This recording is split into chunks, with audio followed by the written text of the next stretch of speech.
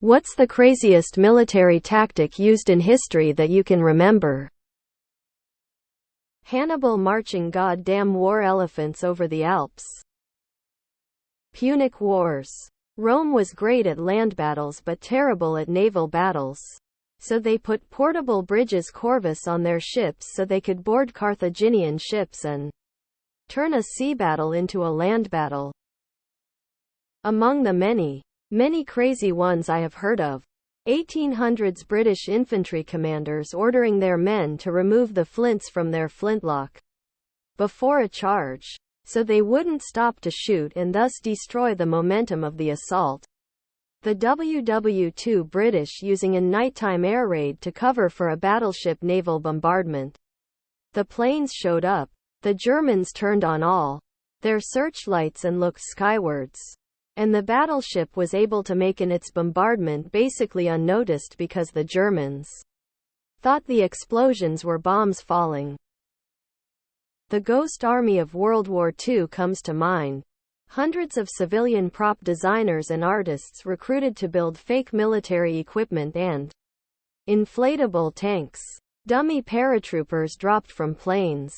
All in an attempt to fake massive buildups of units in multiple areas to obfuscate where the Allies really were going to invade continental Europe. And it worked. Don't know if it was ever actually used or which war specifically, but Canadian soldiers tossing canned food into enemy territory to lull them into a false sense of trust, and then later the Canadian soldiers would throw grenades so the enemy soldiers would run over thinking it was food. But no, it was explosions. I'd have to say that's bordering on psychological warfare. The Charge of Leroy Jenkins. In Stalingrad, Chuikov's preferred tactic was to hug the enemy. He told his soldiers to keep the German soldiers within a grenade's throw of themselves so they couldn't use artillery. There was that time Roman Emperor Caligula ordered his army to attack the ocean. He declared war on Neptune, the god of the sea, during a failing military campaign against the ancient occupants of Britain. His army went to the beach and stabbed the ocean, and he ordered his men to collect the seashells as spoils of war and as payment for being such good boys. 500 years ago, China destroyed its world-dominating navy because its political elite was afraid of free trade. WW2. Dead guy disguised as British military officer strategically dumped with fake papers indicating a false battle plan. Germany buys it. Allied win. Julius Caesar laid siege to the city of Alesia in Gaul and built a wall around the city to keep its army, commanded by Vercingetorix, inside. Then built another concentric wall around his army to protect it from the Gallic reinforcements that were on the way to lift the siege. Wojtek the Bear served in the Polish military. He was eventually enlisted officially as a soldier with the rank of private, and was subsequently promoted to corporal. He moved ammo crates, smoked cigarettes, and drank coffee. Lol. In the War of 1812, Detroit was surrendered without resistance to the British. The British got off their boats and walked right into the fort.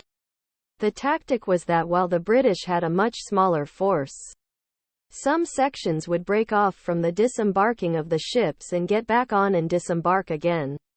This gave the perception of a massive force was about to burn Detroit to the ground with ease. The commander of Fort Detroit surrendered because of this misconception. Learning to play Warhammer with my son, who had been playing for a while in my first game, he felt that sending his strongest character into a direct melee battle with orc boys was a good tactic. Except I'd figured that deploying my guys in small mutually supporting fireteams seemed like a sensible option, and wiped his side out, taking only a few casualties. Since that historic day, he has always used fireteams. No Rambos. PT-109 boats charging bigger ships with only a torpedo. Mongol forces catapulting plague-infested bodies over the walls into the Black Sea port of Kaffa. Nothing beats the Trojan horse. I would like to add the capture of Dutch warship by French cavalry during the Revolution. Extract from Wiki. The capture of the Dutch fleet at Den Helder on the night of 23 January 1795 presents a rare occurrence of an interaction between warships and cavalry, in which a French revolutionary hussar regiment came close to a Dutch fleet frozen at anchor in the Nieuwe Diep, just east of the town of Den Helder. After some of the hussars had approached across the frozen Nieuwe Diep, the French cavalry negotiated that all 14 Dutch warships would remain at anchor. A capture of ships by horsemen is an extremely rare feat in military history. Some Serbian king aggressively recruited tall men so he could jerk off to them. Some of these soldiers killed themselves. The Romans would take pigs, coat them in pitch and tar, point them toward the enemy formation, and set them on fire. The pigs would trample through the formation in a frenzy, breaking it apart. Mongols shooting arrows backwards when retreating. Armies would pursue them thinking the Mongols are retreating only to get peppered by them. IIRC, a crew of a British APC fixed bayonets and charged a unit of Taliban once. The Argo rescue in Iran, where Canada and the US created a fake Star Wars ripoff as a cover to extract trapped embassy workers. Zhuge Liang, during a confrontation with the Wei army led by Sima Yi, ordered his troops to open the gates of the empty fort and have his troops sweep and tidy the walls, while Zhuge Liang himself played a zither and calmly sat on the wall.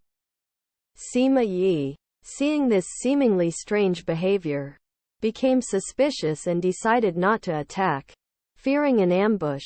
In this way, Zhuge Liang successfully employed psychological warfare to deter an attack without having to engage in a physical battle. Iraq electrifying a swamp during the Iran-Iraq War has to be pretty high up there. Releasing a founder of the Taliban, brokering a deal with him to hand Afghan back to them, sending Taliban $30–40 million a week while they also taunt us sending us videos of the people they mutilate widespread during the airport pullouts, also sharing covert intel with them while they work with terrorists that target us. Horatio Nelson being a mad bastard and charging his ships headlong straight into French and Spanish naval lines. Despite being outnumbered and outgunned, broke up the lines and fought point blank. Relatively minimal casualties compared to the French-Spanish losses. The castle of Crac des Chevaliers in Syria.